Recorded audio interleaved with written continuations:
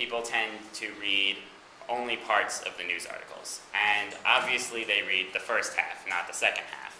So what we're going to learn here is the most basic principle for structuring a news story, called the inverted pyramid.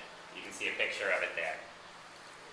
The idea of the inverted pyramid is just that you put the most important information first and the least important information last. So it's following off the same logic as the lead, which you see is at the top.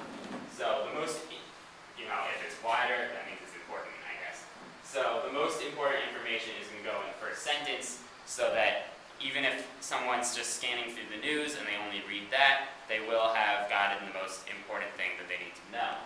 And then, as it goes on, you have the body of your article where it says develop your news peg. We won't go into that term.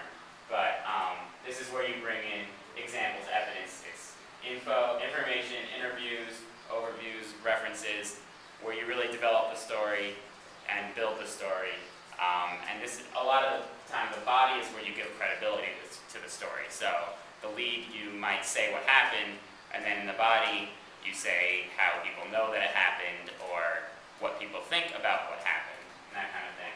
And then as the story goes on, your details should become less and less important, so that people who only read half the article aren't missing the really important stuff. So that's the inverted pyramid. Here's a simpler version of it, which I kind of prefer. Straightforward, important stuff first, fluff at the end. So of course, you should never be fluffing out news pieces, because just end it if you have nothing else to say. So we're going to go back to the same article, and what I want you to do now is write the whole article. And it doesn't have to be long. This is not that much information. You don't have any interviews or quotes.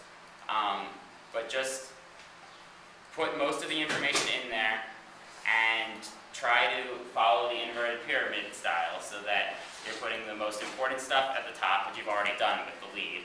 And then as you go on, add the stuff that's less and less important. And if you want to add a few things that aren't in there, that's fine. If Maria has 6 fingers on her left hand or something, whatever, you can put that. On the other hand, if there's information in there that you think is not interesting and not important, then feel free to just leave it out.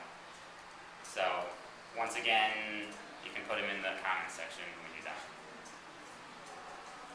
And if you have any questions, please ask.